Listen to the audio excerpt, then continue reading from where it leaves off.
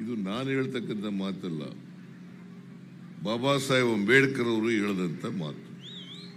ಅದಕ್ಕೋಸ್ಕರ ಇವತ್ತಿನ ಯುವಜನತೆ ನಮ್ಮ ಇತಿಹಾಸವನ್ನು ಅರ್ಥ ಮಾಡ್ಕೋಬೇಕು. ಆಗ ಮಾತ್ರ ಯುವ ಪೀಳಿಗೆ ತಮ್ಮ ಭವಿಷ್ಯವನ್ನು ರೂಪಿಸ್ಕೊಳ್ಳಲಿಕ್ಕೆ ಸಾಧ್ಯ ಆಗ್ತದೆ, ಸುಂದರವಾದಂಥ ನಾಡನ್ನು ಕಟ್ಟಲಿಕ್ಕೆ ಸಾಧ್ಯ. ಇದು ಪ್ರತಿಯೊಬ್ಬರಿಗೆ ಕನಸಾಗಬೇಕು. ನಾವು ಯಾವಾಗ ಕನಸುಗಳನ್ನು ಕಟ್ಟಿಕೊಳ್ತೀವಿ, ಅದನ್ನು ನನಸು ಮಾಡಿದ್ರೆ ಅದೇ ನಾವು ಈ ಸಮಾಜಕ್ಕೆ ಕೊಡ್ತಕ್ಕಂಥ ಕೊಡುಗೆ ಅಂತಕ್ಕಂಥದ್ದನ್ನು ಅರ್ಥ ಮಾಡ್ಕೋಬೇಕಾಗ್ತದೆ. ಪ್ರತಿಯೊಬ್ಬ ಮನುಷ್ಯನೂ ಕೂಡ ತಮ್ಮ ಜೀವನವನ್ನು ಸಾರ್ಥಕ ಮಾಡ್ಕೋಬೇಕು. ಯಾವಾಗ ಸಾರ್ಥಕ ಆಗ್ತದೆ ಅಂತಂದ್ರೆ, ನೀವು ಒಮ್ಮೆ ನಿಮ್ಮ ಜೀವನದ ಹಾದಿಯನ್ನು ನೋಡಬೇಕು. ನನ್ನ ಜೀವನ ಸಾರ್ಥಕ ಆಗಿದೆಯಾ ಇಲ್ವಾ, ಜನಪರವಾಗಿದೆಯಾ ಇಲ್ವಾ, ಬಡವರ ಪರವಾಗಿದೆಯಾ ಇಲ್ವಾ? ಯಾಕಂದ್ರೆ ನಮ್ಮ ಸಮಾಜದಲ್ಲಿ ಅಸಮಾನತೆ ಇದೆ. ಇಂಥ ಸಮಾಜದಲ್ಲಿ ಅಸಮಾನತೆಯನ್ನು ಹೋಗಲಾಡಿಸ್ಲಿಕ್ಕೆ ಏನಾದರೂ ಪ್ರಯತ್ನವನ್ನು ಮಾಡಿದ್ವಾ? ನಾವು ಯಾಕೆ ಬಸವಾದಿ ಶರಣರನ್ನ, ಅದರಲ್ಲೂ ವಿಶೇಷವಾಗಿ ಬಸವಣ್ಣವರನ್ನ ಸಾಂಸ್ಕೃತಿಕ ನಾಯಕ ಅಂತ ಮಾಡಿದ್ದೀವಿ ಅಂತಂದ್ರೆ, ಬಸವಾದಿ ಶರಣರು ಈ ಸಮಾಜದಲ್ಲಿರ್ತಕ್ಕಂಥ ಜಾತಿ ವ್ಯವಸ್ಥೆಯನ್ನ, ಅಸಮಾನತೆಯನ್ನ, ಅಂಧಶ್ರದ್ಧೆಗಳನ್ನ, ಕಂದಾಚಾರವನ್ನ ತೊಡೆದಾಕ್ತಕ್ಕಂಥ ಪ್ರಯತ್ನವನ್ನು ಮಾಡೋದು. ನಮ್ಮ ಸಮಾಜ ವರ್ಟಿಕಲ್ ಆಗಿರ್ತಕ್ಕಂಥ ಸಮಾಜ.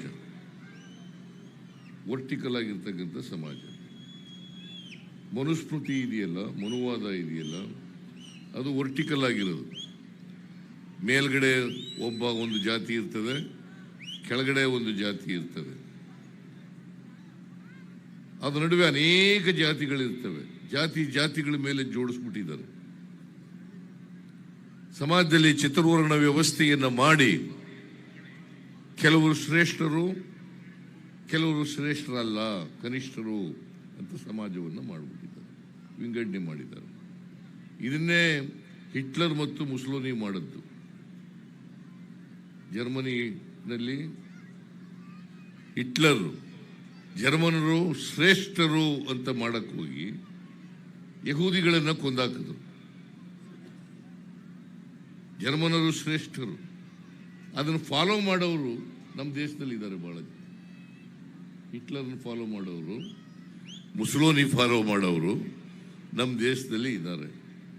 ಅದು ಹೋಗ್ಬೇಕು. ಪಾಪ ಆ ಹಿಟ್ಲರು ಶ್ರೇಷ್ಠ, ಜರ್ಮನರು ಶ್ರೇಷ್ಠ, ಯಹೂದಿಗಳು ಕನಿಷ್ಠ ಅಂತ ಅನ್ಕೊಂಡು 58 ಲಕ್ಷ ಯಹೂದಿಗಳನ್ನ ಕೊಂದಾಕ್ತಾರೆ. 58 ಲಕ್ಷ ಯಹೂದಿಗಳನ್ನ ಕೊಂದಾಕಿ ಕೊನೆಗೆ ತಾನೇ ಹೇಡಿಯಾಗಿ ಗುಂಡಾರಿಸ್ಕೊಂಡು ಸತ್ತೋಯ್ತದೆ. ಹಿಟ್ಲರ್ ಹೇಡಿ ತರ ಇಡೀ ಜಗತ್ತಿನ ಜನ ತಿರುಗಿ ಬಿದ್ದಾಗ ಹಿಟ್ಲರ್ ತಾನೇ ಗುಂಡಾರಿಸ್ಕೊಂಡು ಸತ್ತೋಗ್ಬಿಡ್ತಾರೆ. ಆ ರೀತಿ ನಮ್ಮ ದೇಶದಲ್ಲಿ ಆಗಬಾರದು. ಯಾರು ಶ್ರೇಷ್ಠರಲ್ಲ, ಯಾರ ಕನಿಷ್ಠರು ಅಲ್ಲ, ನಾವೆಲ್ಲ ಮನುಷ್ಯರು. ಶ್ರೇಷ್ಠರು ಅಂತ ಹೇಳ್ಕೊಳ್ಳೋರು ಇದಾರಲ್ಲ, ಅವರು ಮನುಷ್ಯರೇ ಅಲ್ಲ. ಕನಿಷ್ಠರು ಅಂತ ಬೇರೆಯವ್ರನ್ನ ಕರೀತಾರಲ್ಲ, ಅವರು ಮಾನವರು ಅಲ್ವೇ ಅಲ್ಲ. ನಾವೆಲ್ಲ ಮನುಷ್ಯರು ಮೂಲತಃ. ಅದನ್ನೇ ಬಸವಾದಿ ಶರಣರು ಹೇಳಿದ್ರು. ಜಾತಿ ರಹಿತವಾದಂಥ, ವರ್ಗ ರಹಿತವಾದಂಥ, ಕಂದಾಚಾರಗಳಿಲ್ಲದೆ ಇರತಕ್ಕಂಥ, ವೈಚಾರಿಕತೆಯಿಂದ ಕೂಡಿರ್ತಕ್ಕಂಥ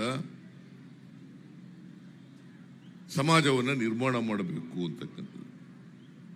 ಅಂಥ ಸಮಾಜವನ್ನು ಮಾಡಬೇಕು. ಮನುಷ್ಯರಿಂದ ಕೂಡಿರ್ತಕ್ಕಂಥ ಸಮಾಜವನ್ನು ಮಾಡಬೇಕು.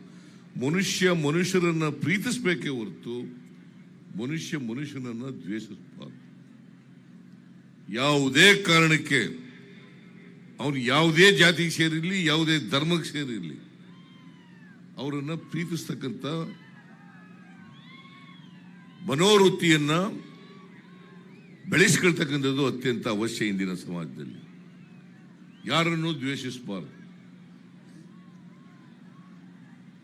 ಇದು ನಮ್ಮ ಇತಿಹಾಸದಿಂದ ನಾವು ನೋಡಲಿಕ್ಕೆ ಸಾಧ್ಯ ಆಗ್ತದೆ. ಅದಕ್ಕೋಸ್ಕರ ಇತಿಹಾಸ ನಾವು ತಿಳ್ಕೋಬೇಕು, ನಮ್ಮ ಪರಂಪರೆಯನ್ನು ತಿಳ್ಕೋಬೇಕಾಗ್ತದೆ, ನಮ್ಮ ಸಂಸ್ಕೃತಿಯನ್ನು ತಿಳ್ಕೋಬೇಕಾಗ್ತದೆ, ನಮ್ಮಲ್ಲಿರ್ತಕ್ಕಂಥ ಇತಿಹಾಸವನ್ನು ಅರ್ಥ ಮಾಡ್ಕೋಬೇಕಾಗ್ತದೆ. ಜಿ ಕನ್ನಡ ನ್ಯೂಸ್ ಈಗ ನಿಮ್ಮ ಮನೆಯಲ್ಲೇ ನೋಡಿ. ಎಲ್ಲ ಕೇಬಲ್ಗಳಲ್ಲಿ ಈಗ ಲಭ್ಯ. Sun Direct 292, Jio TV 1334, U digital 162, City cable 51, GTPL 17, Abhishek cables 821, rock line telecommunication 51, Shri Basaveshwara number 60, Vinayaka digital number 53, in digital number 896ರಲ್ಲಿ. ನಿಮ್ಮಿಸ್ತದ ಜಿ ಕನ್ನಡ ನ್ಯೂಸ್ ನೋಡಿ ಆನಂದಿಸಿ.